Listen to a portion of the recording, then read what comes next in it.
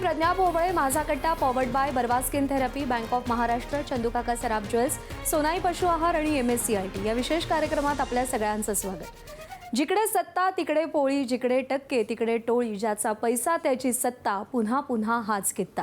या विंदा करंदीकरांच्या ओळी गेल्या 4 वर्षांच्या काळात सतत उच्चारल्या गेल्या आणि त्याला कारण म्हणजे राज्यातल्या काही निष्णात राजकारण्यांनी केलेली ऑपरेशन्स। कालपर्यंत निष्ठेच्या आडाबाका घेणारा आज दुसऱ्या पक्षाचा गमछा गळ्यात मिरवत असतो। पण याही परिस्थितीत काही चेहरे आहेत ज्यांना फक्त राजकारण नाही तर विचार आणि मतदारांचा विश्वास महत्त्वाचा वाटतो। त्यापैकीच एक नाव नाशिकचे ठाकरेंच्या शिवसेनेचे खासदार राजाभाऊ वाजे आज ते कट्ट्यावर आले।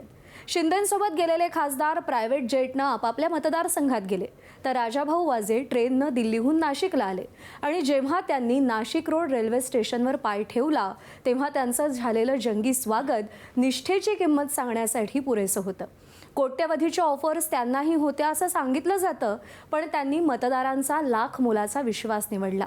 वाजे कधीही फुटू शकत नाहीत असा नाशिककरांचा विश्वास आहे। एक प्रगतिशील शेतकरी आणि 24 तास उपलब्ध असलेला राजकारणी अशी त्यांची प्रतिमा आहे। राजाभाऊ कॉन्व्हेंटमध्ये शिकलेलं उच्च विद्याविभूषित असं व्यक्तिमत्व, पण राहणीमान अत्यंत साधं। ठाकरेंच्या पक्षाला सध्या बुडतं जहाज म्हटलं जातं, पण तरीही राजाभाऊ ठाकरेंसोबत का थांबले? त्यांना काय किती ऑफर्स आल्या होत्या? पडद्यामागे नेमकं काय घडलं आणि राजाभाऊंचं पुढचं राजकारण कसं असेल या सगळ्याबाबत त्यांच्याकडून जाणून घेऊया। नमस्कार, आपलं स्वागत आहे। राजाभाऊ, किती ऑफर्स तुम्ही नाकारल्यात, किती कोटी तुमच्याकडं येऊ घातले होते आणि तुम्ही त्याला का नाही म्हटलं? नाही, आता खरं सांगायचं म्हटलं तर माझ्याकडे कुणी आलंच नाही आणि मी काय सांगता? असं कोण याच्यावर जे आहे ते आहे। असं तुम्ही ठरवून आलाय का माझ्याकडे कुणी आलंच नव्हतं असं म्हणायचं? तुम्ही माझ्या पहिल्या दिवसापासून ज्यांनी मला विचारलं, आज तर ठरवून भेट झाली। अचानकपणे जेव्हा मला विचारलं तेव्हा मी तेच सांगितलं की मला कोणी भेटलं नाही, मी कुणाला भेटलो नाही। परंतु एकंदर माहिती घेऊन माझ्यापर्यंत कोणी आलं नसावं असं मला वाटतं। जे गेले ते पण कालपर्यंत असंच सांगत होते, आम्ही कुणाला भेटलो नाही, मला कुणी भेटलं नाही, आम्हाला कुणी विचारलं नाही, आम्ही कुठं जाणार नाही, आम्ही इथंच आहोत, आम्ही मीटिंगला जातो, इथंपर्यंत लोकांनी सांगितलं होतं। पण मी तर गेलो मीटिंगला। मी असं जे म्हटलो ते मी आहे तिथंच आहे, जे बोललो ते मी खरं बोललो। कारण जवळपास राजकारणातली माझी 3री पिढी आहे। माझे आजोबा आमदार होते, माझ्या वडिलांच्या काकू रुक्मिणीबाई वाजे ह्या 67 साली आमदार होत्या, माझे वडील निवडणूक लढलेले, माझी आजी नगराध्यक्ष जेव्हा कुठे आरक्षण नव्हतं तेव्हा ती नगराध्यक्ष निवडून राहिलेली आहे। त्यामुळे राजकारण आमच्या घरात होतं। मला त्याची आवड नव्हती हे नक्की, पण आमचं कुटुंबाचं नाव साधे सरळ आणि विचारांनी पक्की माणसं असं आजपर्यंतचं नाव आहे। तर त्या नावाला बट्टा लागू नये एवढीच काळजी मी घेतली। पण खरं तर तुमचं आडनाव वाजे आहे, पण त्याचा आवाज कधी फार तुमचा ऐकू येत नाही। आता स्वभाव असतो प्रत्येकाचा, जसा माझाही स्वभाव आहे। मी याच्या मीडियाच्या समोर कधी आलो नाही। मला वाटतं मी जेवढ्या बाईट आत्तापर्यंत दिल्या असतील तर माझं बॅकलॉग आणि पुढचा काळ काय असेल नसेल सगळंच भरून निघाल्यासारखं वाटतं। पण काय कारण की आता म्हणजे तुम्ही असे सगळ्या जे आम्ही राजकारणी बघतो त्यांच्यापासून थोडे वेगळे, हल्ली असं आहे की फार म्हणजे उथळ पाण्याचा खळखळाट फार म्हणतो आपण, तर असं खळखळाट करणारे खूप जण आम्ही बघतो। तुम्ही अगदीच साधे शांत, काय म्हणजे हे असं पूर्वीपासून आहे तुमचा स्वभाव, नंतर बनला आणि मग असं असून तुम्ही राजकारणात कसे आलात आणि राजकारणात यशस्वी कसे झालात? नाही, तसं स्वभाव तर काही बदलत नाही माणसाचा। मी पहिल्यापासून असाच, शाळेतही होतो तरी असाच होतो, खोडकर वगैरे असं काही नव्हतो। नंतर घरी आलो, घरचं काम सांभाळायला लागलो, पण सामाजिक कामात रस जास्त असल्यामुळे राजकारण नको असं मला वाटत होतं आणि मी त्यापासून खूप दूर राहत राहिलो. 2009 साली माझे वडील विधानसभेच्या निवडणुकीला उभे राहिले आणि त्यांचा 2700 मतांनी पराभव झाला. तर सगळ्यांनाच चटका लावून गेलेली घटना होती, कारण मोठ्या मताधिक्याने जर माणूस पडला तर कुठेतरी बाजूला निघून जातो. पण 2700 मतं म्हटल्यावर कार्यकर्ते खूप नाराज होते आणि मग त्यांचा आग्रह चालू झाला की तुम्ही राजकारणात या. माझी ते इच्छाच नव्हती. मग असं करत करत 12 सालापर्यंत माझी समजूत घालत 12 साली मला त्यांनी तयार केलं सगळ्यांनी मिळून आणि मग राजकारणात येऊ असं एक निर्णय घेतला आणि मग 14ला निवडणूक आली. मी 14ला निवडून आलो. म्हणजे खरं तर आता मला त्याच्याबद्दल आणि तुमचं म्हणजे तुम्ही शिकायला अगदी पहिलीत असल्यापासून तुम्हाला पुण्याला राजा शिवाजी प्रिपरेटरीमध्ये तुमचं शिक्षण झालं आणि त्याच्याबद्दल वगैरे सगळे यायचे. पण मुळामध्ये आत्ता सगळ्या महाराष्ट्राला ज्याच्यामध्ये रस आहे ते आत्ताचं झालेलं हे मोठं राजकीय नाट्य आणि जे कालपर्यंत तुमच्याबरोबर होते ते आज सगळे उड्या मारून इकडनं तिकडं गेले.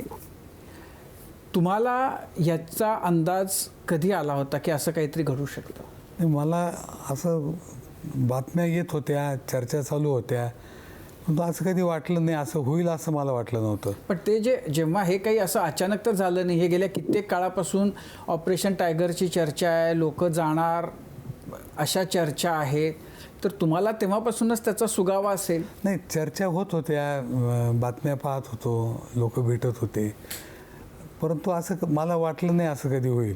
आणि मी सहज 17 तारखेला मी इंडस्ट्री कमिटीत आहे, स्टँडिंग कमिटीत इंडस्ट्रीच्या, आणि 17 तारखेला ती बैठक होती. मग मी 16 तारखेला रिझर्वेशन केलं आणि 16 तारखेला मी ट्रेनमध्ये बसलो. 6:30 वाजता गाडी नाशिक रोडून निघते आणि 8:30ला मला पहिला फोन आला, तुम्ही कुठे आहे म्हणून. कोणाचा? असंच मित्रांचा फोन आला. तर मी म्हटलं मी दिल्लीला चाललो.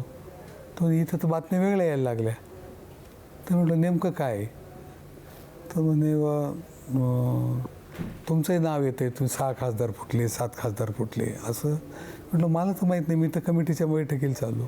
मग पत्रकारांचे, वार्ताहरांचे वेगळे फोन यायला लागले आणि मी फोनवर बोलत राहिलो 11, 11:30पर्यंत. मी बोललो मी चाललो आहे मग दिल्लीला. म्हणजे पूर्वनियोजित बैठक आहे. मी काही लोकांना त्या बैठकीचा अजेंडा होता तो सुद्धा शेअर केला की मी बैठकीलाच चाललो आहे, मला एवढं काही माहीत नाही.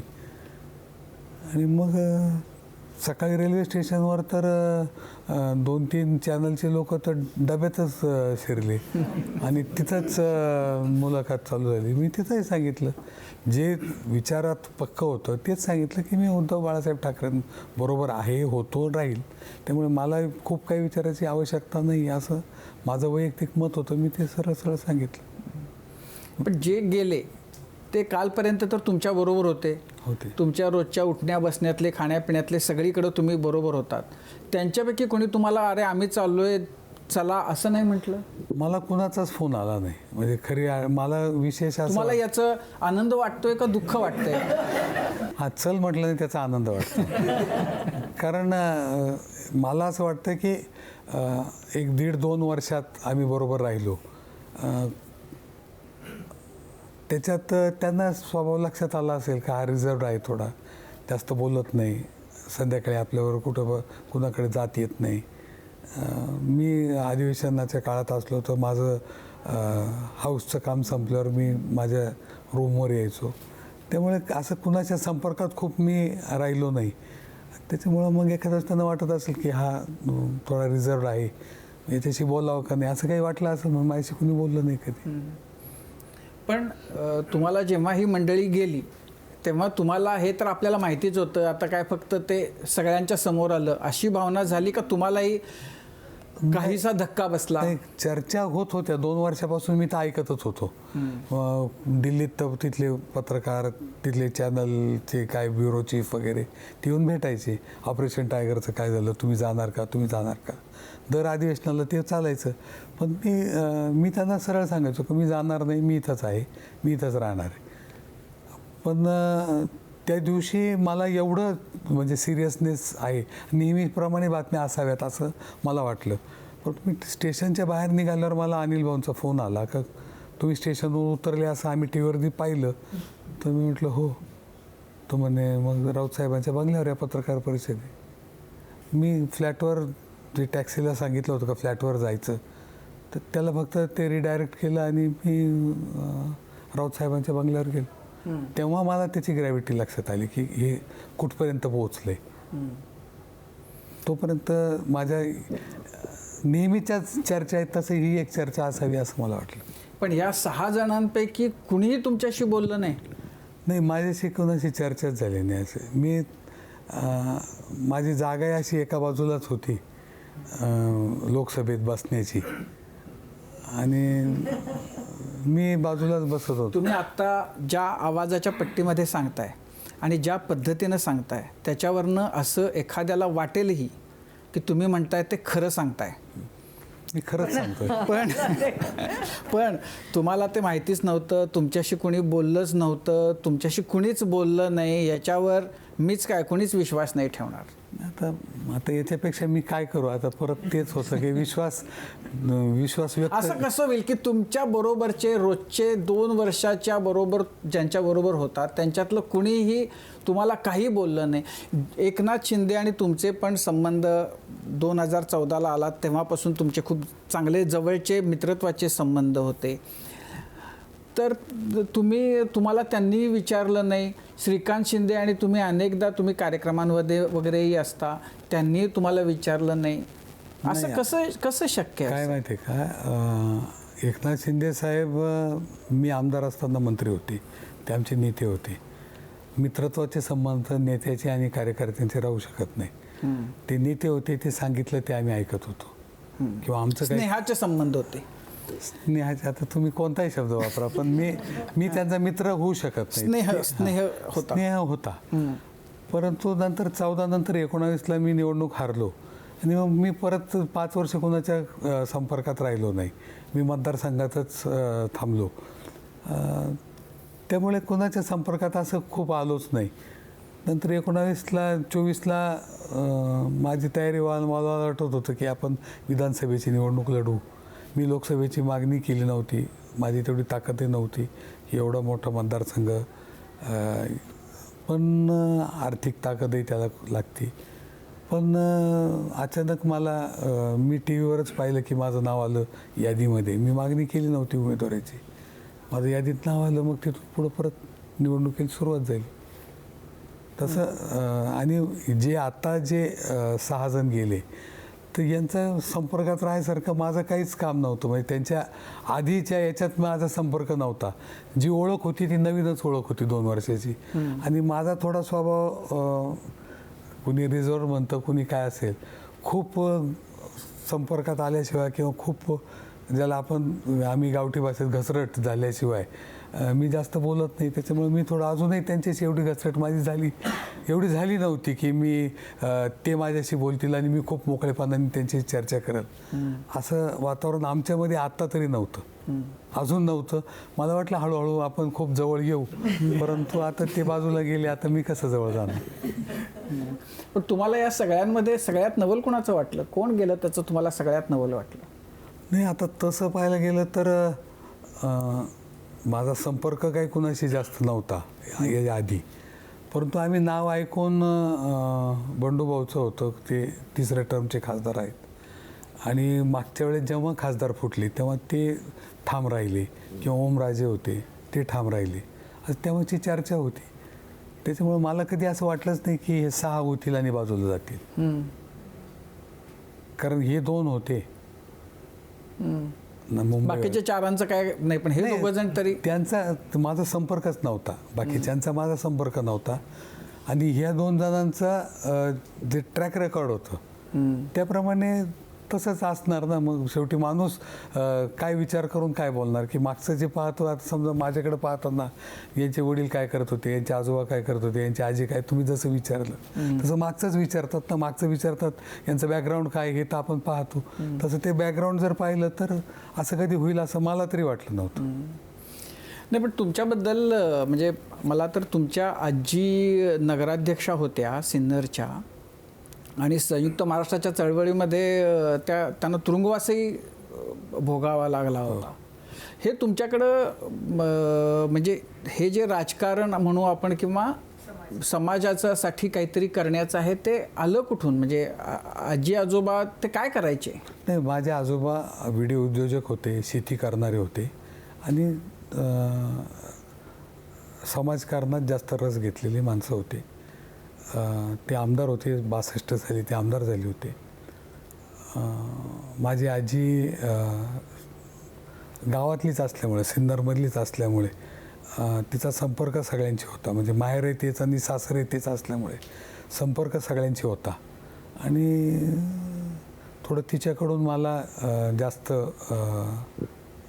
मी जेव्हा कॉलेजमधून शाळा सोडून घरी आलो तेव्हा तिचे संस्कार जे होते ते जास्त मला वाटतं मला मिळाले. आणि दर गोष्टी ती मला समजून सांगायची की असं वागलं पाहिजे, असं वागलं नाही पाहिजे. हे जे सगळं ती शिकवायची, त्याच्यावर मी पुढं चालत राहिलो. आणि तुमच्यावर म्हणजे असं जे मी वाचलं त्याच्यातून की तुमच्यावर वडिलांचा पण एकूण खूप प्रभाव, वडिलांचा, आजीचा, म्हणजे आता तर आजीच्या बद्दल बोलतानाही तुमच्या डोळ्यामध्ये तुमचे डोळे भरून आलेले आहेत. आजीच्या बद्दल सांगा आणखीन. असं खूप काही सांगायसारखं नाही, परंतु कडक शिस्तीची होती. म्हणजे वेळप्रसंगी मी मारही खाल्लेला आहे तिचा. खूप आम्हाला मारायची पण, लाडही करायची. परंतु नंतरच्या काळात जेव्हा मला कळायला लागलं तेव्हापासून ते संस्कार होते ते तिने मला राजकारणातल्या, समाजकारणातल्या खूप गोष्टी, म्हणजे जुने अनुभव सांगायची की असं खूप तुम्हाला असं प्रकर्षानं काय आठवतो? कुठली गोष्ट, काय एखादा प्रसंग? नाही, असा प्रसंग म्हणून नाही, पण प्रत्येक प्रसंगात ती मला वेगवेगळ्या गोष्टी सांगत होती की गेलं पाहिजे, कुठं गेलं पाहिजे. माझी ओळख आहे आज की मी प्रत्येकाच्या घरी लग्नाला, कार्याला, अंत्यविधीला, दशक्रियेला कुठं ना कुठं जातो. हे माझी आजीच मला शिकवायची की तुम्हाला समाजात राहायचं आहे तर समाजात राहिलं पाहिजे, तर समाजाशी एकरूप झालं पाहिजे. आणि त्याप्रमाणे मी वागत राहिलो. आणि आमच्या घरातच तसं होतं की माझ्या आजोबांपुढे माझे वडील काही बोलत नव्हते. जे माझे आजोबा सांगायचे तेच माझ्या वडिलांनी केलं. आणि तीच पद्धत पुढं होती की ते जे सांगतात तेच मी ऐकत गेलो. त्याच्यामुळे प्रत्येक गोष्ट जसं त्यांनी सांगितलं, जसं आजोबांनी सांगितलं तसं वडिलांनी ऐकलं, जसं वडिलांनी सांगितलं तसं मी ऐकलं. नाही, पण त्याच्यामध्ये आपल्या इच्छा अपेक्षा काही वेळेला त्याला मुरड घालणं, काही वेळेला त्यांच्या वेळची परिस्थिती वेगळी आहे, आत्ताची परिस्थिती वेगळी आहे, आत्ताचे सगळे संदर्भ बदललेले आहेत. काही वेळेला त्यातनं निर्णय फार अडचणीचा ठरू शकतो. त्यांना कदाचित त्याच्याबद्दल त्याची तशी जाणीव असेल नसेल ही, तर असा विचार नाही का त्यावेळेला? आता काय माहिती आहे का, माझे वडील ते 100% राजकारण करत होते. त्यांनी जे त्यांचं कार्य होतं ते 100% राजकारण करत होते. कारण मला वाटतं समाजवादी काँग्रेस जेव्हा स्थापन झाली पवारसाहेबांची, तेव्हा ते सक्रिय त्यांचे शरद पवार साहेबांबरोबर होते. तालुका अध्यक्ष होते, नंतर ते नाशिक जिल्ह्याचे उपाध्यक्ष होते. पवारसाहेबांचे कट्टर समर्थक म्हणून ते ओळखले जायचे. म्हणजे ते 100% राजकारणातून माझे आजोबा असतील, माझे वडील असतील, हे 100% राजकारणी म्हणून ओळखले जातात. आणि मी त्याच्यापासून दूर राहून समाजकारण करायचं हे मी ठरवून मी काम करत होतो. त्यामुळे मला कशाची अपेक्षाच नव्हती तशी. त्यांनाही नव्हती, मलाही नव्हती. जसे संस्कार पुढं आले तसंच आम्ही चालत राहिलो. त्यांनी सांगितलेलं ऐकत आलो. आणि असं चुकायचं काही नव्हतंच, मी चुकत नव्हतो. असं काही वाटलं त्यांना तर ते सांगायचे की असं नाही, असं केलं पाहिजे. व्यवहार असेल, काही घरातलं काम असेल, शेतीतलं काम असेल, ते जसं सांगितलं तसं मी केलं, तसंच मी पुढं चाललो. थोडक्यात म्हणजे मला आर्ट्सला ॲडमिशन घ्यायची होती. माझ्या वडिलांनी सांगितलं नाही नाही, कॉमर्सला घ्यावं लागेल, आपल्याला व्यवसाय करायचा आहे, कॉमर्समध्ये गेलं पाहिजे. मी आर्ट्स सोडून कॉमर्सला गेलो. आत्ता हा जेव्हा तुमच्या आयुष्यातला, म्हणजे तुमच्या सगळ्या आयुष्यातला हा जो आत्ताचा निर्णय आहे तो खूप महत्त्वाचा, आणि तो पुढेही तुम्ही त्या निर्णयासाठीच ओळखले जाणार आहात. तर त्याच्यामध्ये तुमच्या वडिलांचा किती वाटा होता? तुमची चर्चा झाली होती का? तशी चर्चाही करण्याची गरज नाही? नाही, अशी चर्चा आमची कधी झाली नाही. आमच्या असं चर्चा आम्ही असं बसलो आणि गप्पा मारत बसलो असं कधी झालेलं नाही. म्हणजे फक्त त्यांनी सांगायचं, आम्ही ऐकायचं, या पद्धतीने आमच्या कुटुंबातलं वातावरण आहे. परंतु मध्ये मध्ये जेव्हा ह्या चर्चा यायच्या, ऑपरेशन टायगर असं झालं, दिल्लीत हे गेले, ते भेटले, असं जेव्हा झालं तेव्हा त्यांनी मला एक दिवस बोलून घेतलं आणि मला सांगितलं काही चाललं आहे का. तर मी म्हटलं मला माहीत नाही, माझ्यापर्यंत काही नाही, असं काही करायचं नाही बरं का, एवढं लक्षात ठेवा. म्हटलं नाही करणार, डोक्यात असेल तर काढून टाक. मी म्हटलं माझ्या डोक्यात सुद्धा नाही आहे, हे जर डोक्यात असेल तर काढून टाक. तर मी म्हटलं माझ्या डोक्यातही नाही आहे. नक्की? म्हटलं 100%. राजकारण नाही झालं तरी चालेल, पण असं नाव खराब होईल असं काही करू नका. ठीक. जेव्हा मग हे झालं त्यानंतर तुमचे व्हिडिओ खूप व्हायरल झाले, तुमची आणि त्यांची भेट झाली. त्याच्या पलीकडं कॅमेऱ्याच्या समोर नसलेलं आणखीन काय काय झालं? नाही, जे झालं ते कॅमेरेच इतके जोरात चालू झाले की आमचं खाजगी आयुष्यच राहिलं नाही असं वाटायला लागलं. मी लो प्रोफाईल राहिलेलो आजपर्यंत आणि मला ती सवय नाही आहे की कॅमेऱ्याच्या समोर यायचं बसायचं. दर गोष्टीला जर कॅमेरा यायला लागले तर मी कॉन्शियस व्हायला लागलो, पण आता त्याला इलाज नव्हता. आता काही दिवस चालल्यानंतर थांबून जाईल ते. पण याच्यामध्ये वडिलांच्या बद्दल तुम्ही बोलताय, आईचं काय होतं? माझी आई 100% गृहिणी होती. माझी आजी तरी बाहेर फिरायची. माझी आजी खूप सोशल होती. माझी आई कधीच घरातून बाहेर निघाली नाही.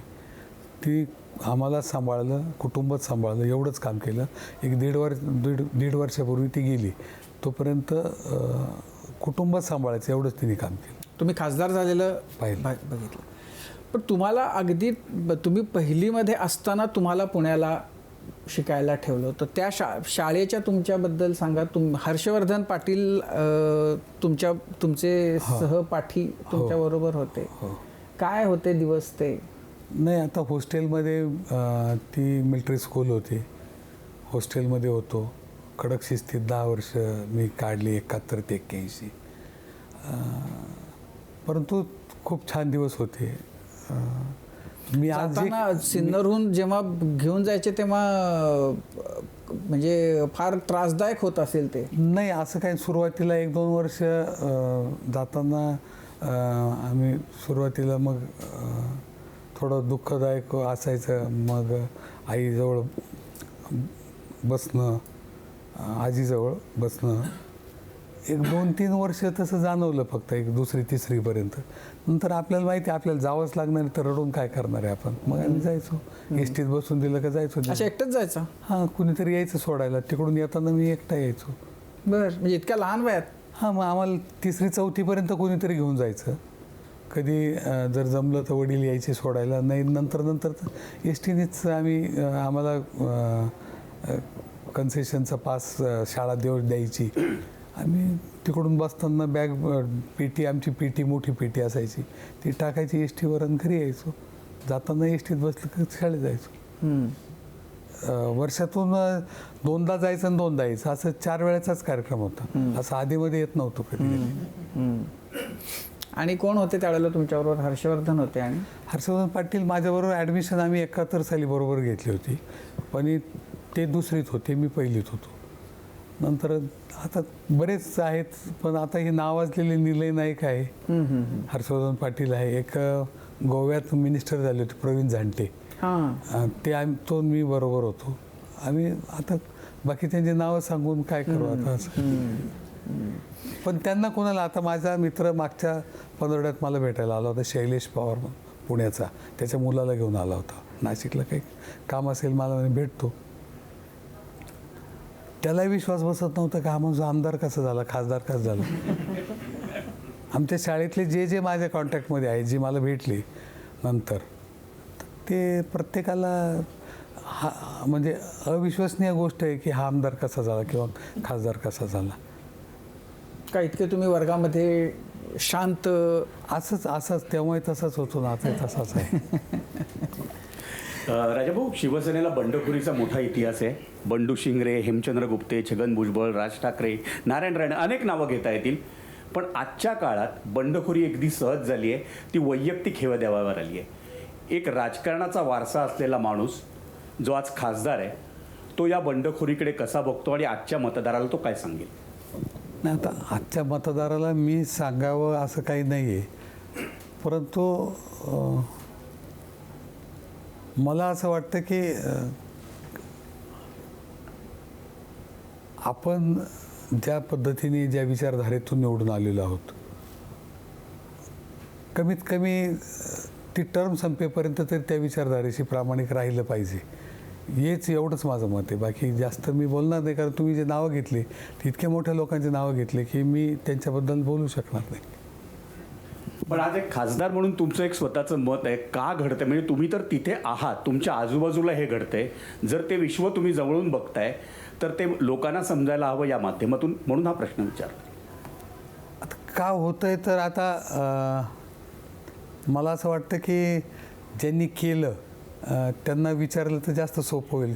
दुसरं पण कोणाला बदलायला हवंय, या बाजूला पण कोणाला तरी बदलायला हवंय का? या बाजूचं चुकत नाहीये, दुसऱ्याच बाजूचं चुकतंय? नाही, हे पहा, मी त्याबाबत काही बोलू शकणार नाही, परंतु मी एक सांगू शकतो की मला तसं वाटत नाही.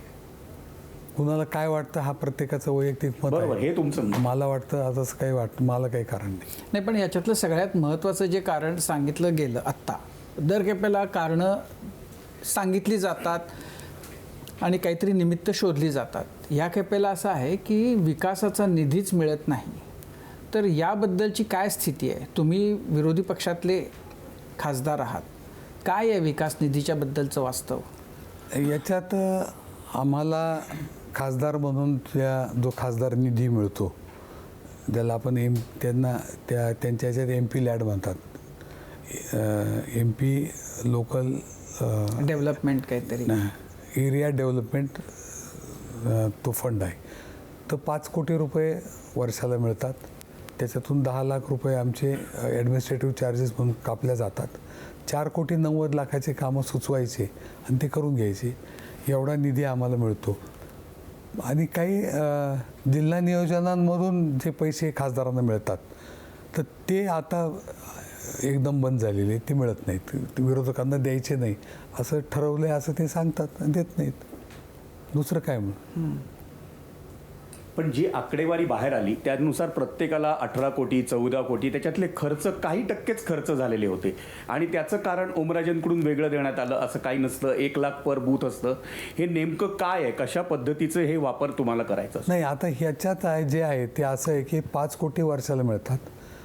ते कॅरी फॉरवर्ड होतात. समजा लॅप्स होत नाही तो निधी. मागच्या खासदाराचा जर शिल्लक असेल तर तो यावेळेस खासदार म्हणून आपण खर्च करू शकतो. तो कुणाचा वैयक्तिक निधी नाही आहे, बरोबर. तो खासदारांचा निधी आहे आणि त्या मतदारसंघापुरता आहे.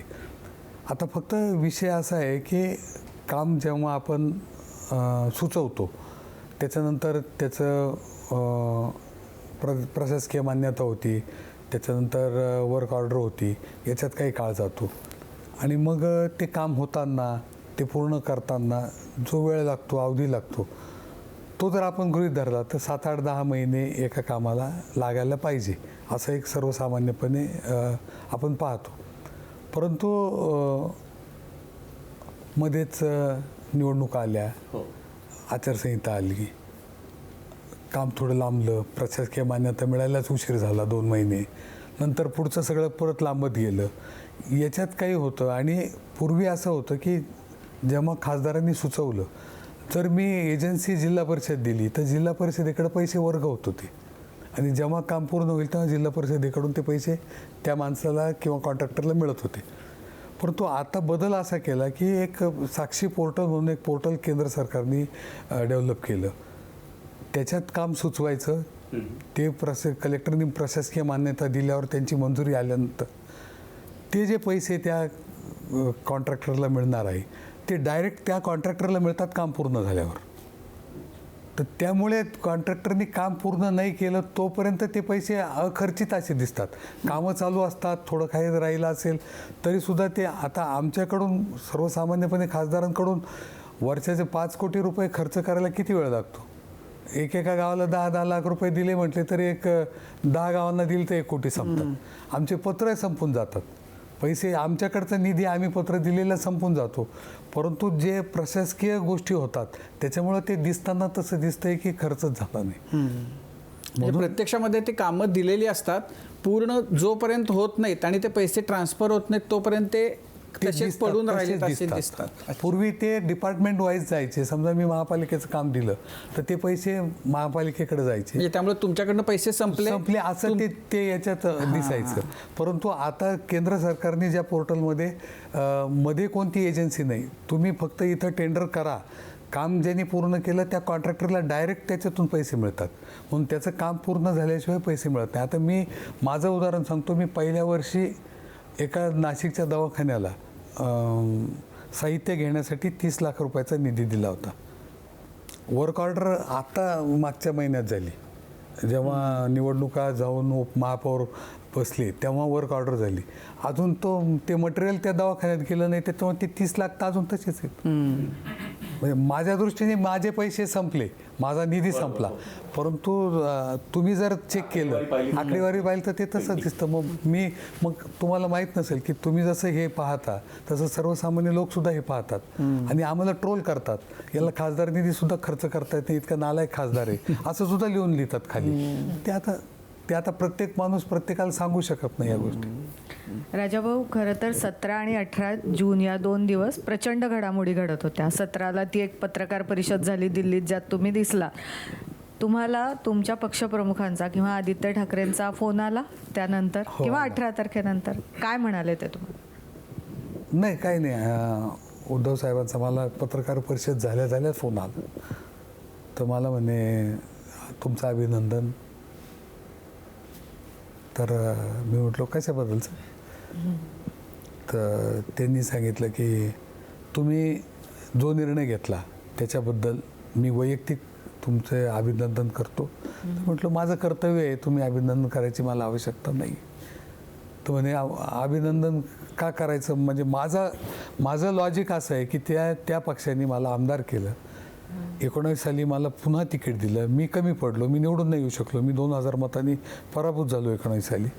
आणि तरीसुद्धा 24 साली मला न मागता जर लोकसभेची उमेदवारी दिली तर मग अजून मी काय अपेक्षा केली पाहिजे? त्यांनी मला आभार मानायचं, अभिनंदन किंवा आभार मानायचं मला अपेक्षा अजिबात नाही. राजाभाऊ, बोलताना तुमच्या डोळ्यामध्ये पाणी आहे आणि त्या दिवशी पत्रकार परिषदेत सुद्धा 2 वेळा तुम्ही तुमचे डोळे रुमालाने पुसल्याचं आम्ही पाहिलं. काय घडलं त्या पत्रकार परिषदेत की तुम्ही इतके भावूक झालात? आणि उद्धव ठाकरे तुमच्यासाठी काय आहेत, शिवसेना तुमच्यासाठी काय? नाही, हे पहा, मला तेव्हा सगळ्यांनी सांगितलं की आपल्याला उभं राहायचं आहे, म्हणजे माझ्या कार्यकर्त्यांनी, मित्रांनी किंवा सगळ्यांनी, की 14 साली जेव्हा ठरलं उभं राहायचं तेव्हा दरवाजा तेवढाच होता माझ्यासाठी. त्यांनी मला उमेदवारी दिली, मला काही विचारलं नाही. मला फक्त तेव्हा त्यांनी उमेदवारी देताना AB फॉर्म देताना सहज ते बोलले तुम्ही किती दिवस शिवसेनेत राहाल? तर मी तेव्हा त्यांना सांगितलं होतं की मी आहे तोपर्यंत राहील. मला वाटतं की मी त्या शब्दाला टिकअप आहे म्हणून तुम्ही आहे. राजाभाऊ, तुम्ही आता सांगितलं की उद्धवजी ठाकरेंनी तुम्हाला फोन करून तुमचं अभिनंदन केलं कारण तुम्ही शिंदेंसोबत गेला नाहीत याकरता. पण असे फोन उद्धव ठाकरेंचे किती वेळा येतात? कारण जे खासदार सोडून गेले त्यांची तक्रार अशी पण आहे की उद्धव ठाकरे, आदित्य ठाकरे आमच्या संपर्कात नाही, काहीच कॉन्टॅक्ट नसतो. काय सांगायला? नाही, असं मी नाही म्हणणार. कारण काम असलं तर आपण बोलायचं. रोज रिकामा मतदारसंघातच एवढं काम असतं की रोज लोकांना तोंड देताच इतका आपला रात्रीचा दिवस होतो, दिवसाची रात्र होती. तर त्यांच्या फोनची अपेक्षा काय करणार आहे? म्हणजे पक्षप्रमुख म्हणून खासदारांशी, आमदारांशी, नगरसेवकांशी उद्धवजी ठाकरे किंवा आदित्यजी ठाकरे हे किती संपर्कात असतात? कारण मूळ आरोप तोच आहे की ते कॉन्टॅक्टमध्येच नसतात आमच्या, म्हणून आम्हाला पक्ष सोडायची वेळ येते. नाही, माझी परिस्थिती अशी आहे का मला त्याच्यामुळं पक्ष सोडायची वेळ येणार नाही, आली नाही, येऊ नाही. मला ह्याला जोडून अजून एक राजभाऊ एक प्रश्न आहे की जसं जे खासदार गेले, 6 खासदार सोडून गेले, त्यांनी वेगवेगळी कारणं सांगितली, ती कोणाला पटतील कोणाला नाही पटतील, पण उद्धव ठाकरेंसोबत राहिलं पाहिजे विकासासाठी, यासाठी म्हणजे हे याबाबत तुमचं काय कारणमीमांसा कराल की हां उद्धव ठाकरेंकडे हे गुण आहेत म्हणून आम्हाला ह्यांच्यासोबत राहायला पाहिजे? नाही, मी तेच तुमची सांगतो. निष्ठा हा एक भाग वेगळा झाला, त्याबद्दल तुमचं कौतुकच आहे, सगळेजण तुमचं कौतुकच करतायत. पण त्यांचं असं कोणतं विजन तुम्हाला आवडतं की त्याच्यामुळे आपण शिवसेनेसोबत राहायला पाहिजे असं तुम्हाला वाटतं? नाही, शिवसेनेसोबत विजन हा विषय अजून पुढचाच आहे. विजन हा विषयच नाही आहे. म्हणजे जेव्हा आम्हाला ओळखच नव्हती कुणाची, त्यांनी आमची ओळख करून दिली, मतदारसंघाला दिली, महाराष्ट्राला दिली, आज दिल्लीत मी जातोय, तर त्यांनी उमेदवारी दिली म्हणून मी जाऊ शकतो ना. आता अजून त्यांचं काय विजन पाहायचं, त्यांनी विजन पाहिलं म्हणूनच मी तिथं जाऊ शकलो ना. म्हणजे मला तो विषयच म्हणजे लॉजिकच मला पटत नाही की त्यांचं काय विजन आहे, माझं विजन काय मी पाहणार आहे. पण तुम्ही मगाशी बोलताना असं म्हणालात की तुमच्या घरामध्ये खरं तर कुटुंबामध्ये एवढं राजकारण होतं, पण मग तुम्हाला राजकारणात म्हणजे यायचं नाही असं तुम्ही का ठरवलं होतं? तर राजकारणातलं असं काय तुम्हाला आवडत नव्हतं की ज्याच्यामुळे तुम्ही त्यापासून लांब राहिला होता? नाही, मला म्हणजे ही जी राजकारणाची पद्धत आहे किंवा मग आमच्या कुटुंबाने आर्थिकदृष्ट्या किंवा बाकीच्या गोष्टींमध्ये खूप सोसलं आहे आणि मला असं वाटलं की आता आपले सोसलंय म्हणजे आर्थिक खूप तोटा झाला आहे संपूर्ण या राजकारणामुळं आमच्या कुटुंबाचा. त्यामुळे नाही, पण कधी झाला तोटा? पूर्वी पण माझे आजोबा राजकारण करत होते, माझे वडील राजकारण करत होते, त्यांचंही राजकारण तोट्याचंच होतं. मग असंच तोट्यातच राजकारण चाललं ना. म्हणून असं आहे की हल्लीचा काळ असा आहे की राजकारण हा एकच धंदा असा आहे की त्यात तुम्ही कुठल्याही पातळीवर गेलात ना की बरकतच येते. तुम्ही अगदी म्हणजे नगरसेवकाचे पिट्टू झालात ना तरी तुमच्याकडं नंतर काहीतरी आल्याचं लोकांना दिसतं. तर राजकारण हा इतका फायद्यातला धंदा आहे, तुम्हाला त्यात तोटा का झाला? आता त्यांची जी शिकवण होती त्याप्रमाणेच आम्ही चाललो, त्यामुळे तो तोटा तसा झाला असं समजायचं. आर्थिकदृष्ट्या झाला. आणि आम्ही सांगतो की निवडणुका ज्या आहेत, माझे वडील निवडणूक लढले 9 सालची, तेव्हाही लोकवर्गणीतूनच लढले होते. 14 साली मी लढलो, लोकवर्गणीतूनच लढलो. 19 साली तरीसुद्धा लोकांनीच पैसे दिले, लोकांच्याच पैशावर मी लढलो. 24च्या निवडणुकीतही लोकांनीच वर्गणी गोळा करून दिली, त्याच्यावरच मी लढलो. त्यामुळे म्हणजे नाही, पण असं की राजकारणाच्या बद्दल आपण त्या वाटेला जायचं नाही असं वाटण्याजोगं, जेव्हा की घरामध्ये अगदी आजी आजोबांपासूनचं वातावरण होतं. आणि हेच आर्थिक नुकसान खूप झालेलं आहे. आता आपल्याला ते स्वतःचं करून घ्यायचं नाही. आपलं कुटुंब आणि सामाजिक काम थोडा स्वभाव आहे राजकारणाच्या हिशोबात नाही असं लोक म्हणतात, आजही म्हणतात. परंतु असं कोणता गुण आहे तुम्हाला असं वाटतं की जो राजकारणामध्ये जो तुमच्याकडे आहे आणि जो राजकारणासाठी बिलकुल अयोग्य आहे? नाही, आता ते आता राजकारणासाठी आता मी राजकारणात आता आहे तर माझ्या काही गुणांमुळे मी आज इथपर्यंतही आहे असंही आहे ना. तर माझ्याकडे गुण नाही आहेत असं नाही, परंतु पण कोणता गुण हा अवगुण ठरतो राजकारणात? नाही, आता मी ते नाही सांगू शकणार कारण प्रत्येकाचा विचार वेगळा आहे. ते कॅलेडोस्कोप सारखं आहे, प्रत्येकाला चित्र वेगळं दिसेल. ते मी माझ्यापुरतं बोलू शकतो, मी बाकीचं तुमच्यापुरतं सांगा. काही नाही, मी समाधानी आहे, मला अपेक्षा कशाची नाही, एवढंच मी सांगतो. राजाभाऊ, एक मगाचा माझा प्रश्न होता त्याला जोडूनच विचारायचं होतं. मी तुम्हाला विचारलं उद्धव ठाकरेंचा फोन आला होता का. मला विचारायचं आहे की 2024 साली तुम्ही खासदार झाल्यापासनं कितीदा तुम्हाला मातोश्रीवर बोलवलं गेलं किंवा जायला मिळालं, आणि हे जे कायम आरोप होतात की उद्धव ठाकरेंच्या भोवती जे बडवे आहेत त्यांच्यामुळे पक्षाचं नुकसान होत आहे, तर तुम्हाला तिथे काय दिसलं या 2-2.5 वर्षात? असं काही दिसलं नाही. 2-2.5 नाही, मीच सांगतो 14 ते 15 मी आमदार होतो ना. असं काही नाही. जेव्हा त्यांनी बोलवलं, काही काम असेल किंवा काही निवडणुका असतील, कुणाला उमेदवारी द्यायची आहेत त्या स्थानिक असतील, तर त्यांनी बोलवलेलं आहे, माझ्याशी बोललेलं आहे, मी सांगितलेलं त्यांनी काही गोष्टी ऐकल्या, काही नाही ऐकल्या. ते का बरं नाही ऐकणार त्याचा खुलासासुद्धा त्यांनी मला केलेला आहे. त्याच्यामुळे मला काही त्यांच्यावर कुणावर आरोप करायचा नाही. पण तुम्हाला हा आरोप नाही पटत की त्यांच्या भोवती असलेल्या बडव्यांमुळे त्यांचा सामान्य कार्यकर्त्यांशी संपर्क होत नाही, तुटलेला आहे? नाही, असं काही नाही, मला नाही तसं वाटत काही. तुम्हाला थेट संपर्क साधता येतो? हो, तुम्ही येतो. फोन केला तर उचलला जातो? राजाभाऊ, पण एक प्रश्न असा की सगळेजण असं सांगतात की 7 जण जाणार होते, तुम्ही ऐकलं होतं हे? नाही, ते शेवटच्या दिवशी 7वं माझं नाव होतं त्याच्यात. मी पाहत होतो टीव्हीवर माझं नाव आहे. पण तुम्ही जाणार नव्हतं. तर मग कोण जाणार होतं? आता मला काय सांगितलं.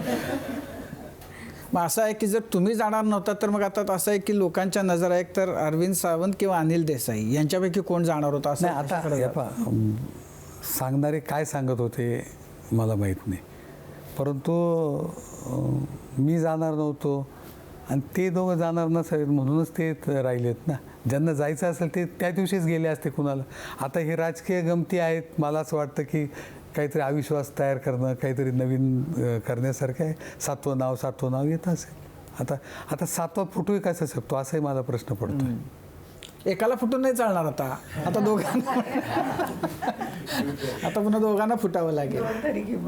राजाभाऊ, एकीकडे राजाभाऊंच्या निष्ठेची चर्चा महाराष्ट्रभर होती, त्याचं कौतुक झालं. पण दुसरीकडे ही पण चर्चा आहे की नाशिकमध्ये महायुतीत महाजन, भुजबळ, भुसे आणि गोडसेंसारखे महारथी असताना तिकडे राजाभाऊंना कुठे पॉलिटिकल स्पेस दिसलं नाही, म्हणूनही राजाभाऊ थांबलेत. या चर्चेबद्दल काय वाटतं? नाही, स्पेसचा काही विषय नाही. स्पेस तर इकडं सगळा स्पेसच स्पेस आहे ना. नाही, म्हणूनच थांबलाय. आता ही space समजा जर गोडसे गेले नसते तर मला कधी लोकसभा पाहायला मिळाली असती. लोक हे बाजूला गेल्यामुळे स्पेस तयार झाला ना. ही स्पेस हेरली आहे तुम्ही. नाही, असं काही नाही. मी कशाला हेरायचं काम आहे. जे माझ्या नशिबात आहे ते मला मिळणार आहे. आणि मी अपेक्षा केलीच नाही आहे काही. मी करतोय काम. माझं काम एक सर्वसामान्य लोकांसाठी आहे. मी त्यांच्यासाठी काम करतो. निधी मिळत नाही आहे, मी तक्रार करत नाही. सिंहस्थाचे मीटिंग होतात, मला आजपर्यंत बोलवलेलं नाही, मी कधी तक्रार केली नाही. मला काय करायचं तक्रार? जिथं मला सर्वसामान्य माणसाचं जे काम आहे ते मी करतो.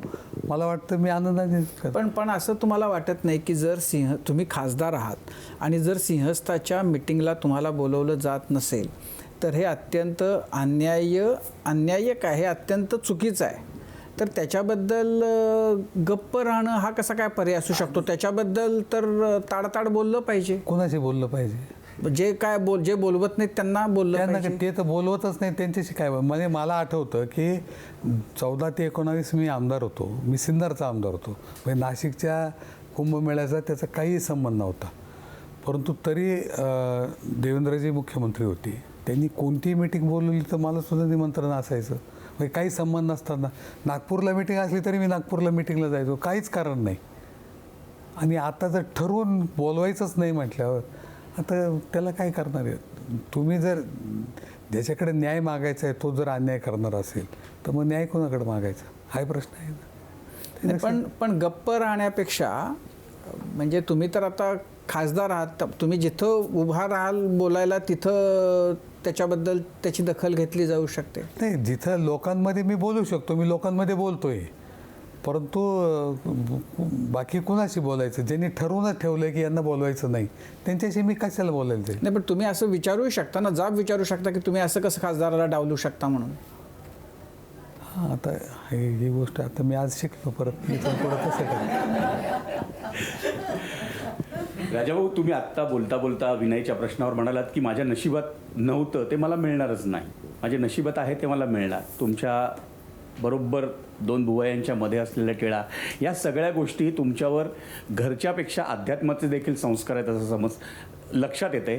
नेमकं तुमचं वाचन आणि बाकीच्या गोष्टी काय आहेत ज्याच्यामधून तुमचं हे सगळी विचारसरणी तयार झाली? तसं नाही, मी सर्वसामान्यपणे वाचन करतो, चरित्र वाचतो, मोठमोठ्या लोकांचे चरित्र वाचतो आणि मला त्याच्यातून बरंच काही शिकायला मिळालेलं आहे. सध्या जर तुम्ही जसं म्हणाल तर मी पांडुरंगाचा भक्त आहे. मी रोज सकाळी ज्ञानेश्वरी वाचतो, माझ्या वेळेनुसार वाचतो. 2 ओव्या, 1 ओवी, 100 ओव्या, 5 ओव्या, ते संपलं का पुन्हा मी वाचायला सुरुवात करतो.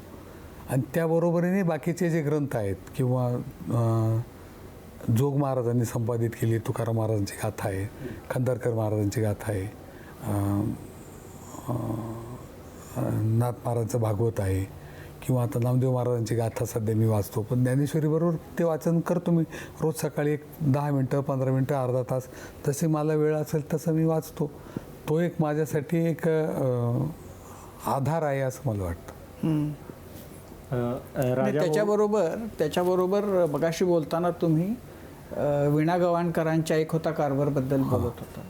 कारभारनं तुमच्या आयुष्यात काय त्या पुस्तकानं केलं?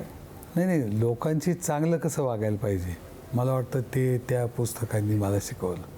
म्हणजे लोकांनी किती त्रास दिला तरी तो माणूस कसा वागला हे जर तुम्ही त्या याच्यात पाहायचं असेल तर मला वाटतं एक होता कारभार हे प्रत्येकाने वाचलंच पाहिजे.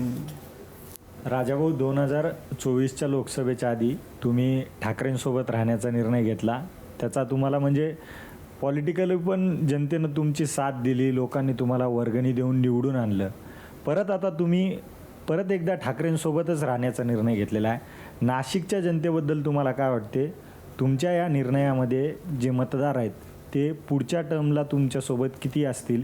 कारण एकीकडे विकास निधी आहे, मोठं फंड आहे, सगळं आहे, आणि एकीकडं तुम्ही निष्ठा घेऊन चालला. हे पहा, माझं म्हणणं आहे की मी एकदम सरळ सरळ सांगितलं. मला काही लोक भेटले, तुम्ही जसा प्रश्न विचारला तुम्ही खूप चांगल्या पद्धतीने विचारला. लोक भेटणारे वाटतात का तुम्ही नुकसान करून घेतलं, तुमचं केलं असेल तर माहीत नाही, परंतु मतदारसंघाचं तर नुकसान केलं, असं सुद्धा बोलणारे लोक मला भेटलेले आहेत. माझं लॉजिक एकदम सरळ सरळ आहे. 6 विधानसभा मतदारसंघाचा मी लोकसभेचा सदस्य आहे. 6ही माणसं हे सत्ताधारी पक्षाचे आमदार आहेत. एक महापालिका आहे 100% सत्ताधाऱ्यांच्या ताब्यात आहे. 4 नगरपालिका आहेत, सिन्नर, भगूर, इगतपुरी आणि त्र्यंबकेश्वर माझ्या मतदारसंघात. 4ही नगरपालिकांवर सत्ताधाऱ्यांचाच हक्क आहे, तिथं विरोधातलं कोणीच नाही. एवढे सगळे लोक जर लोकांचा विकास करण्यासाठी असतील तर माझ्यासाठी काय अडलंय काम?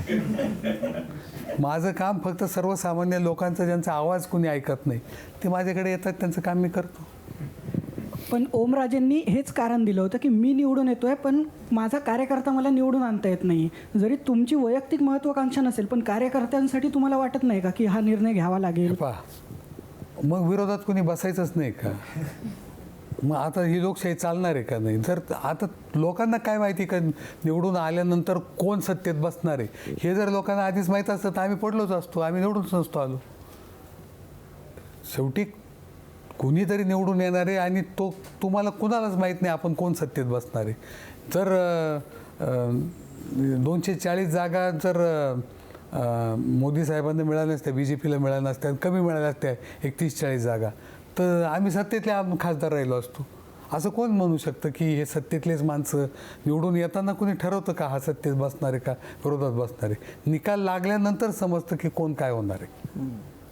जेव्हा 6 खासदारांनी ठाकरेंच्या शिवसेनेला जय महाराष्ट्र केला आणि तुम्ही 4 जण उरलात, तर दुसऱ्या दिवशीपर्यंत अशी आशा होती की कोण ना कोणतरी परत येतील. त्याकरता एक व्हीप बजावला गेला, एक बैठक आयोजित केली आणि त्या बैठकीला फक्त तुम्ही 4 जण होतात. तुम्ही, अनिल देसाई, संजय राऊत आणि अरविंद सावंतजी. तर ती जी बैठक झाली ती तुमच्या चौघांमध्ये काय चर्चा नेमकी झाली? अरे आता काय करायचं, पुढे काय करायचं? असं काही नाही झालं. 11 वाजता आम्ही आलो, सगळे बसले, त्यांनी प्रोसिडिंग लिहिलं, सह्या केल्या, 12 वाजले, 12:15 वाजले, आम्ही निघून गेलो. तेच त्या मधल्या काळामध्ये सह्या केल्यानंतरच्या त्या मधल्या काळामध्ये नेमकी काहीतरी चर्चा झाली असेल ना राजाभाऊ? असं होणार नाही की तुम्ही 4 जण एकमेकांच्या चेहऱ्याकडे बघून गप्प बसले असाल? नाही, तसं गप्प बसायचं काही काम नाही आहे. पण चर्चा काय होणार आहे की हे झालं, हे चुकीचं झालेलं आहे, हे बहुतेक कोणी येत नाही आहे. आता ते 3 जण सिनियर होते, त्यांच्यात चर्चा झाली, कायदेशीर बाबी काय आहेत याच्यातल्या, याच्यावरती चर्चा करत होते, मी ऐकत होतो. म्हणजे कोणी परत येणार नाही एवढं कन्फर्मच होतं की बाबा हे 12पर्यंत कोणी आलं नाही म्हणजे कोणी येणार नाही. ही एक बैठक अजून, सॉरी सर, नाही विचार, ही एक बैठक आहे. आणि अजून त्याच्या आधीच्या म्हणजे ह्याला पार्श्वभूमी आधीची एक बैठक झाली होती, त्यात उद्धव ठाकरेंनी असं सांगितल्याचं कळतं की ज्यांना जायचं आहे त्यांना जाऊ दे. हे याबाबत मला खूप लोकांनी विचारलं. मी त्या बैठकीला 4 जण आम्ही हजर होतो. संजय दिना पाटील, मी, अरविंद सावंत आणि अनिल भाऊ देसाई, आम्ही 4 जण हजर होतो. राऊत साहेब तर लोकसभेचे नाही आहे, त्याच्यामुळं लोकसभेतले आम्ही 4 हजर होतो. आणि 4-5 जण हे व्हिडिओ कॉन्फरन्सिंगद्वारे हजर होते. खरंच होते का? होते, नक्की? हो, 100%. ते बोलले त्यांच्याशी, म्हणजे आता ते साहेबांशी बोलत होते, आम्ही बसलो होतो. मग कुणाच्या वागचौरे साहेबांच्या मिसेस दवाखान्यात होत्या, संजय देशमुख साहेबांच्या घरी कुणीतरी लग्नाचं काम काहीतरी होतं, ओमराजेंचा मुलगा पुण्याच्या दीनानाथ मंगेशकर हॉस्पिटलमध्ये ॲडमिट होता, असं त्यांनी फोनवर सगळ्यांनी सांगितलं. आणि मग ते 1-2 दिवसांनी आम्ही साहेब तुम्हाला आमच्या सवडीत येऊन भेटतो एवढं सांगितलं आणि बैठक संपली. आणि शपथ घेतल्या असं राऊत दावा त्यावेळेला असं हे होतं की होते का नाही माहिती नाही कोणी, पण ते आपलं असं करून त्यावेळेची वेळ मारून नेली. नाही, मी तिथं होतो, माझ्या देखत ते बोलणं नाही तर मला माहीत व्हायचं काय कारण आहे की ओमराजेंचे चिरंजीव दीनानाथ मंगेशकरला ॲडमिट आहेत किंवा वागचौरे साहेबांचे मिसेस कुठेतरी ते दवाखान्यात आहेत, त्यांना घेऊन ते दवाखान्यात गेलेले आहेत. मला वाटतं नागेश पाटील आष्टीकरांचा मुलगा विधान परिषदेला कुठं उभा होता, ते प्रचारात होते, त्या प्रचारातूनच ते जॉईन झाले होते. हे ते झालं होतं, माझ्या देखत झालं. पण त्यावेळेला त्या मिटिंगच्या वेळेला तुम्हाला असं वाटलं होतं की इतक्या पटकन पुढं काहीतरी असं होईल? नाही, असं मला वाटलंच नाही. मला ट्रेनमध्ये उतरताना मला दिल्लीतल्या लोकांनी विचारलं की तुम्हाला असं जाणवलं की म्हटलं मला माहीत असतं मी प्लेनने आलो असतो, ट्रेनने का आलो असतो. मी रेग्युलर यायचं म्हणून मी दिल्लीला आलो होतो. तर 17 तारखेला बैठक नसते तर मी दिल्लीलाच गेलो नसतो. म्हणजे संजय राऊत नेहमी दावा करतात की त्या बैठकीत अनेकांनी तुळजाभवानीची शपथ घेतली, मुलाची शपथ घेतली, आईची शपथ घेतली. तुम्ही त्या बैठकीला आता उपस्थित होता म्हणून आम्ही तुम्हाला विचारतो. विषय असा आहे की त्यांचं ते बोलत होते, साहेब त्यांच्याशी बोलत होते आणि ते 4 मोबाईलवर ते 4-5 मोबाईल, साहेबांचा मोबाईल, विनायक राऊत साहेबांचा मोबाईल, अनिल भाऊचा मोबाईल, प्रत्येकाने एकेकाला फोन लावून आणि ते बोलत होते, साहेबांशी बोलत होते आणि मी समोर बसलेलो होतो. त्यामुळे आता शपथ पिपत हे खूप डिटेल नाही सांगता येणार, पण जे चालू होतं ते मीटिंग चालू होती, एवढं मी सांगतो. 2 प्रश्न आहेत. आता उद्धव ठाकरे सगळ्या फुटीर खासदारांच्या मतदारसंघामध्ये जाऊन दौरे करणार आहेत.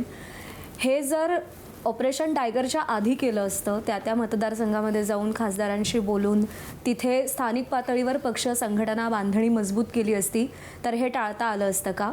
आणि दुसरा प्रश्न हा आहे की ऑपरेशन तुडवावर तुमचं काय मत आहे? आता दोन्ही विषयावर मी जास्त बोलू शकणार नाही, कारण त्यांनी पक्षप्रमुखांनी काय करावं, कधी करावं हे त्यांना त्यांचे इनपुट्स आहेत, त्यांना त्यांच्या माहिती असतात, त्यांना माहिती असतं की त्यांचं ठरलेलं असतं की आपल्याला कोणत्या कार्यक्रमानंतर कोणता कार्यक्रम घ्यायचा आहे, हे त्यांचा अधिकार आहे. कुठे जायचं कुठं नाही जायचं हे ते ठरवतील. आणि तुडवाबद्दल आता मी काय बोलणार, आता संजय राऊत साहेबांनी सांगितले आणि त्यांनी सांगायपेक्षा लोकांची काय भावना आहे हे आता तुम्ही पाहताय काय होईल. याला जोडून मला प्रश्न आहे, त्या तुडवाबद्दल आपण बोलतोय, 2 पक्षात 2 संजय आहेत. तुम्ही ज्या पत्रकार परिषदेत होते तिथे पण संजय राऊतांनी गेलेल्या खासदारांना शिवराळ भाषेत त्यांच्यावर टीका केली, प्रचंड शिवराळ भाषा होती. आणि काल तुम्हाला सोडून गेलेले एक खासदार होते, त्यांनी पत्रकारांना शिव्या दिल्या. तुम्ही इतके मितभाषी आहात, इतकी आध्यात्मिक बैठक आहे तुमची, तुम्हीही लोकप्रतिनिधी आहात आणि तेही लोकप्रतिनिधी आहेत.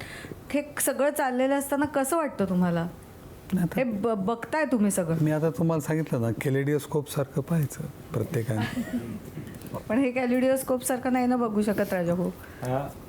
तुम्हाला कोणता संजय जास्त आपल्या जवळचा वाटतो? मी ज्या पक्षात आहेत तेच संजय माझ्यासाठी जवळ आहे.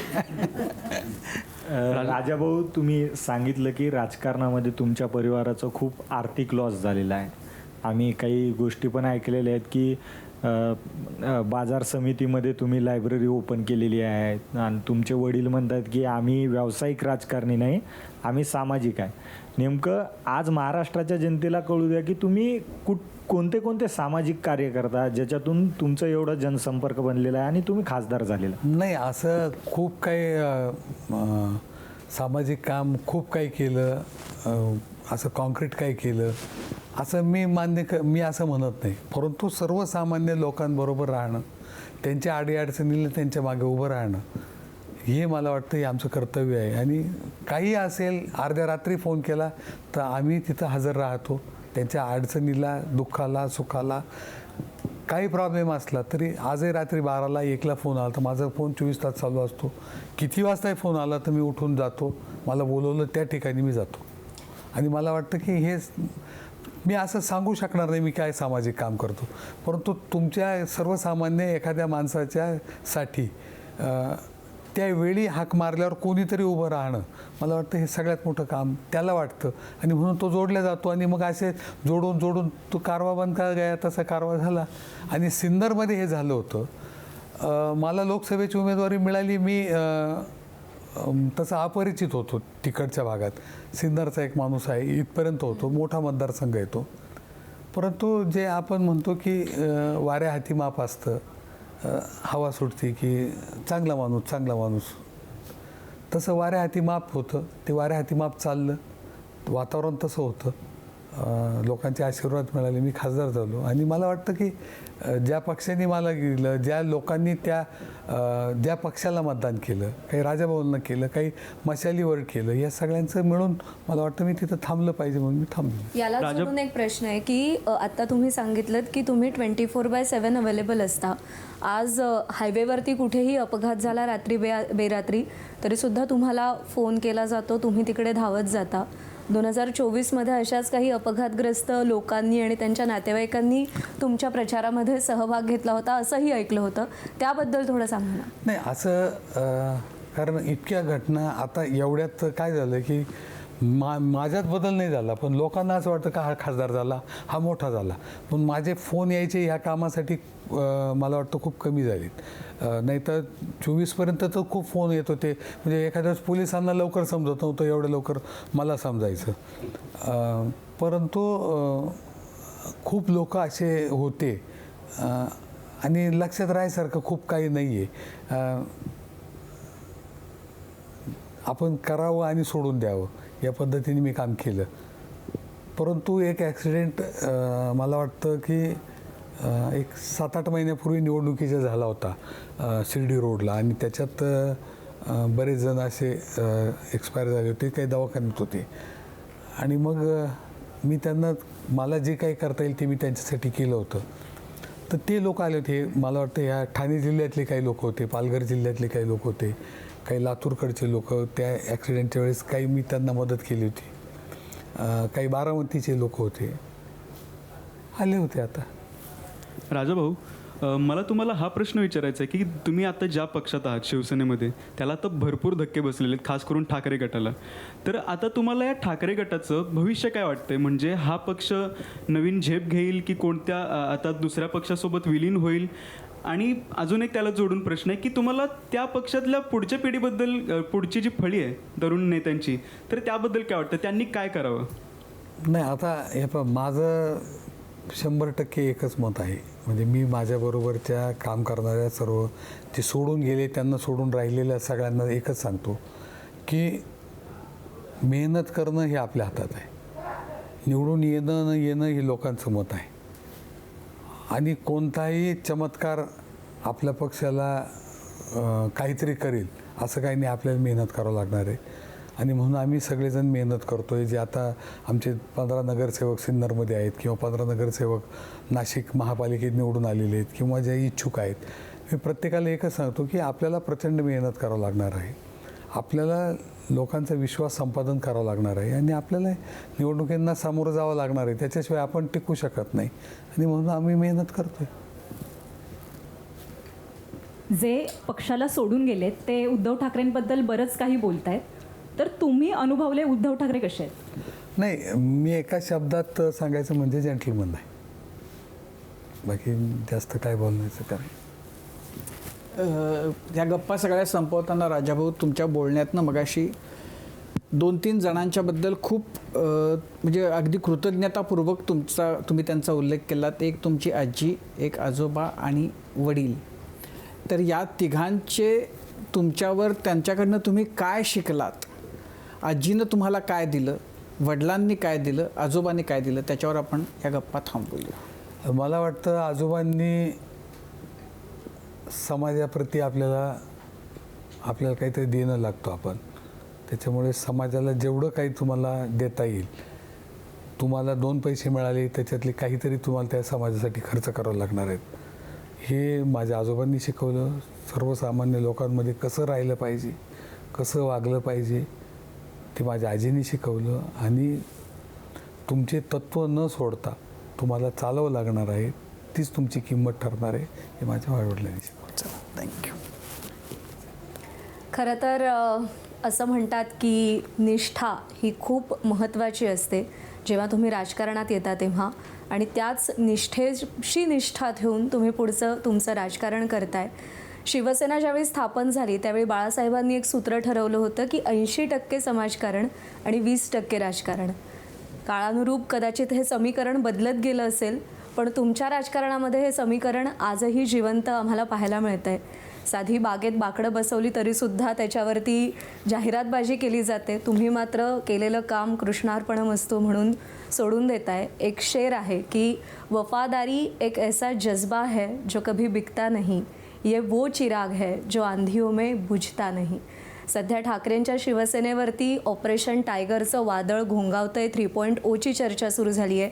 पण तुमच्यासारखे काही आशेचे दीपक आहेत जे ठाकरेंच्या शिवसेनेची मशाल धगधगती ठेवायचं काम करतात आणि त्यासोबतच मतदारांचा विश्वाससुद्धा जिवंत ठेवण्याचं काम करतात. तुम्हाला पुढच्या संपूर्ण प्रवासासाठी खूप शुभेच्छा. पुन्हा एकदा खासदार म्हणून तुम्हाला बघायला नक्की आवडेल. आज कट्ट्यावर आलात त्याबद्दल आभार.